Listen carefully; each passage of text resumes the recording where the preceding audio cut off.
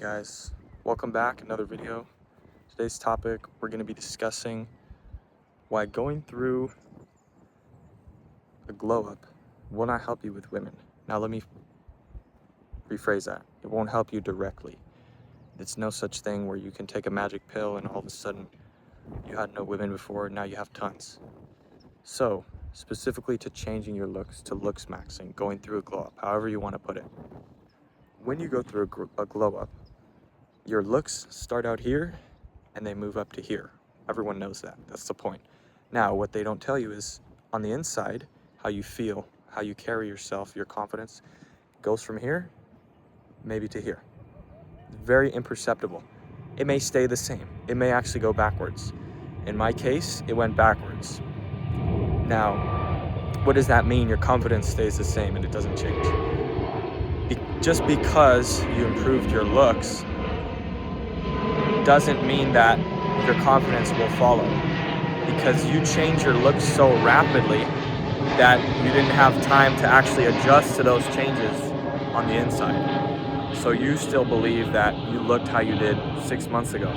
Even if you tell yourself that you look different, you still on the inside believe that you look the same. Now what this does for you is it destroys how you behave around women. If you get compliments now and you didn't before, you won't know how to deal with them. You won't know what to say. You'll be surprised. You won't know how to act. This is what happened in my case. This is why I say I went down. I started out, let's say, for number's sake, as a 5 on the inside in terms of my confidence, my charisma, and I actually took a step back. I actually went down because I would get compliments from women on a fairly frequent basis in the past weeks, months, days, today even, right? But what's happening is you're getting complimented. It should be inflating your ego. People are telling you, women are telling you that you look good. And then you begin to question, okay, if I look good, assuming all other aspects of your life are locked down, you're pretty set, you're not super broke and struggling financially, you're not a weird person, you have a decent personality, you have friends, you have hobbies, you're a healthy human. Assuming those are on lock, you're gonna question, why don't I have a girlfriend? Why are women not asking me things? Why when I approach women, they're giving me iffy signs and not being clear and concise?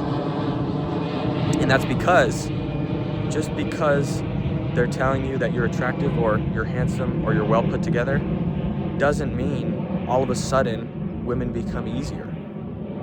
Women are gonna be the same regardless of whether you're handsome or not. Because whereas before you were a 5 and you attracted 5s, now that you're a 7, you're gonna attract 7s.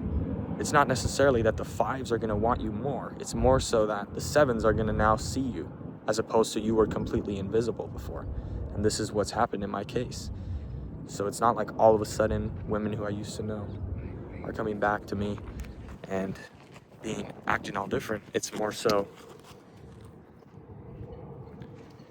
there's new ones that I'm discovering, and these new ones are new women I've never met before, I've never talked to, and they don't know what I looked like before. They just assume that I was always handsome, and they expect you to carry yourself like someone who's always been handsome, and someone who's always been handsome versus someone who went through a glow up are not going to carry themselves the same in any way. Because fundamentally, you still have that nagging, that pulling you down from the first, let's say, 16 years, 18 years, 20 years, when you weren't looks maxed, versus the 1 year that you've been looks maxed. The 20 years of previous experiences are gonna outweigh the 1 year vastly. Now, final point here I have is what made me really question this, and what made me go insane and just pull me down and drive me into desperation, searching for women, asking the question, why don't I have a girl? Why don't I have women chasing me? Was seeing men who I perceived as lower value than me, 4s, 5s, 6, whatever, pulling women that are 8s, that are 9s. Now, I'm sure everyone knows this, and everyone has seen this example before, where you see this dude and this chick together, and you're just like, how is that even possible? This is what I would see, and it would drive me insane. I didn't know how to comprehend it. I couldn't imagine. I couldn't possibly comprehend, how can this woman be with this man? This guy is ugly. This guy is unattractive. No offense to those people. No offense. They could be great people, who knows? But why is this clearly more attractive woman with this less attractive man? And what I realized through research and discovery is that women are highly insecure when it comes to the mate value. So let's say a girl is a 5. If you're a 10, a guy would assume, okay, if the guy is a 10, the girl's gonna go bananas for him. That may not be the case, because the woman is so unsure of herself and so insecure. She thinks that there's no way in hell that this guy is gonna be loyal to me. He's going to cheat. He's going to fill in the blank. He's gonna be a player. He's gonna fuck a bunch of women while he's seeing me, whatever. So they are so insecure, and it's so rooted in them through pop culture and media and society. And this is at least with Western women. I can't speak to foreign women. I'm in the US. But it's so rooted deep down that many women cannot imagine being with someone long term who is more attractive than them.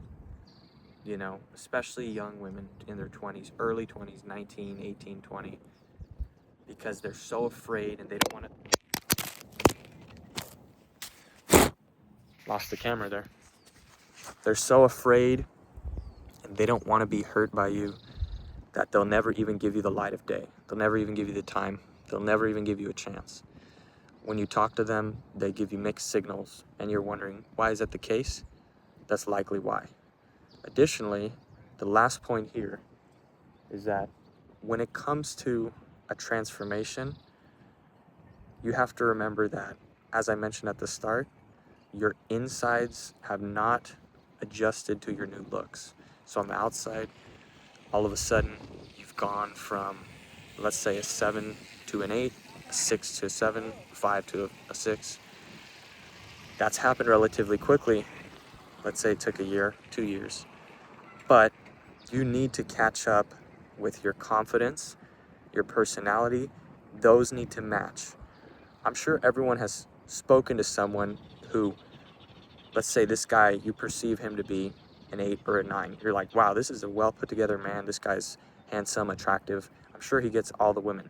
And you ask him, who are you dating? And he says, oh, I'm single. I'm not dating anyone. Or let's say you talk to this person for 30 seconds and you start to realize, man, this guy is actually not very friendly. Or this person is very dry. They don't know how to speak well. They don't have a good personality. That is exactly what has occurred, because their looks do not match their personality, their confidence, and how they carry themselves. So just remember, when it comes to looks maxing and going through a glow up, it's not all, rainbows and flowers, as some people might make it out to be. You're not going to get superpowers, and you're not going to all of a sudden be attracting 20, 30 women just asking you to be in bed with them. That's not going to be the case.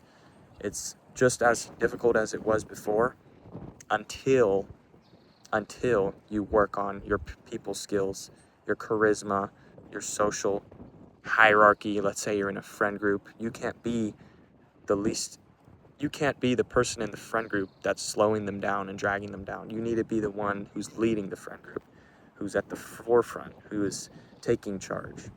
So that's it for today, guys. Let me know what you think in the comments, and I hope you enjoyed.